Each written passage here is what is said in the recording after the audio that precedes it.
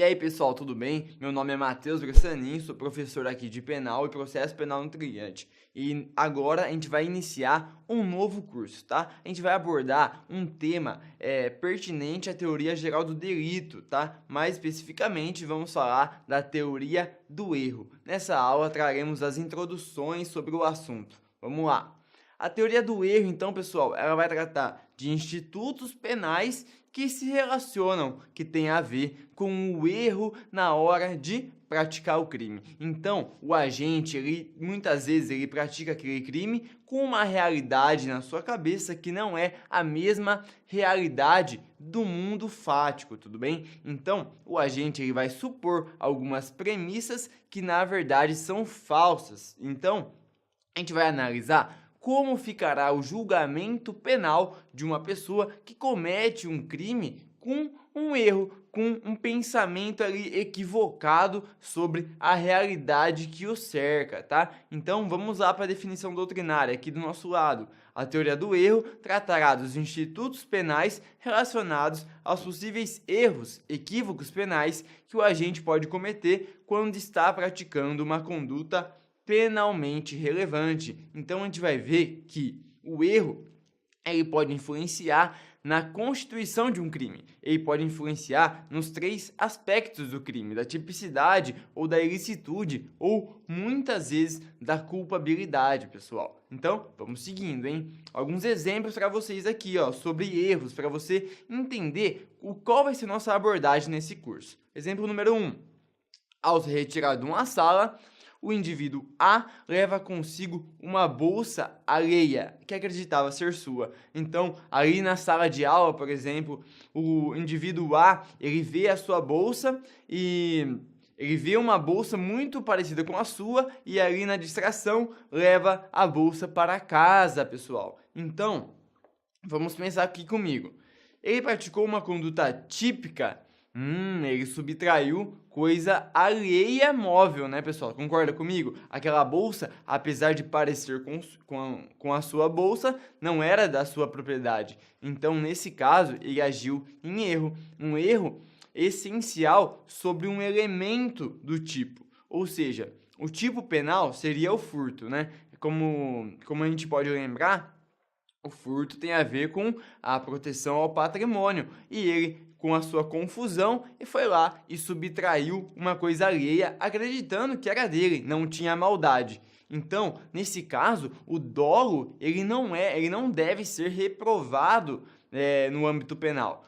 Para você entender um pouco melhor, vamos lá para o exemplo 2. Ao se retirar da sala, A subtraiu uma coisa alheia com intenção de fazê-la própria. Então, pessoal, com malícia, com o intuito de subtrair, com o dolo criminal, com o dolo de praticar a conduta delituosa, o agente A entrou na sala, ou já estava ali, subtraiu uma bolsa de outra pessoa e foi embora, com a intenção. Ele sabia que aquela bolsa não era dele. Vem cá comigo. O agente A do número 1 e o agente A do número 2, eles devem ser apenados da mesma forma? Pessoal, é claro que não, tá? Temos que ser proporcionais. No exemplo número 1, o A não tinha vontade, não tinha uma intenção bem esclarecida em sua cabeça. Agora, no exemplo 2, o A tinha plena convicção do que estava fazendo. Ele tinha total compreensão da realidade que o cercava. Entendeu, pessoal? Como é diferente o exemplo 1, o exemplo 2? Vamos ver nas próximas aulas quais são as consequências disso, tudo bem? Vamos lá para mais 2 exemplos para você entender como a teoria do erro é interessante e importante na execução do crime e nas suas consequências. Exemplo número 1. Em um terreno de caça, B atira em um homem acreditando ser um animal. Ele achava que era um animal, foi lá, atirou e na verdade era um homem, tudo bem? E no exemplo 2, o B atira contra C com ânimos necandi, ou seja, com vontade de matar. O número 1 e o número 2 não podem ser apenados de maneira diferente, não podem ser apenados de maneiras iguais, e sim tem que ser julgado de maneira completamente diferente e individual, porque no 1 não há a intenção de matar alguém, e enquanto no 2 a intenção é clara, tá? O ânimos necandi é evidente que B queria tirar a vida de C. Beleza, pessoal? Então a gente vai aprender a como se posicionar nesse tipo de situação e, mais do que isso, verificar quais são os institutos penais respectivos a cada caso concreto. Vamos lá. As espécies, então, para introduzir de vez e terminar a nossa aula, vamos ter dois grandes gêneros aqui: o erro de tipo e o erro de proibição, tudo bem? Então, o erro de tipo vai ter as suas subdivisões que vamos estudar e depois teremos uma aula específica de erro de proibição. Mas para já adiantar para vocês, o erro de tipo ele constitui um equívoco diante de um elemento constitutivo do crime. Como eu disse para vocês no exemplo do furto, a gente teve que alguém, uma pessoa, subtraiu coisa alheia móvel. Então, a gente vê aqui que subtrair coisa alheia móvel são os elementos constitutivos do crime, do tipo penal.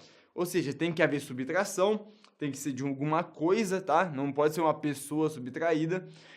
A coisa tem que ser alheia, ou seja, não pode ser da própria posse, propriedade do agente que está praticando a conduta, e também a coisa tem que ser móvel. Então esses são os elementos que configuram o tipo penal de furto. Se houver um erro sobre algum desses elementos, algumas dessas palavrinhas não estiverem bem caracterizadas na conduta, a gente vai ter o erro de tipo. Naquele caso em que a pessoa pegava a bolsa de outra pessoa, acreditando ser sua, o erro de tipo está justamente no termo alheia. A coisa não era alheia, por isso há um erro no tipo, há um erro de tipo, beleza? Enquanto o erro de proibição tem a ver com a falta de compreensão da ilicitude da norma em respectiva à conduta que está sendo praticada. Ou seja, ou é uma falta de conhecimento ou há uma má interpretação da norma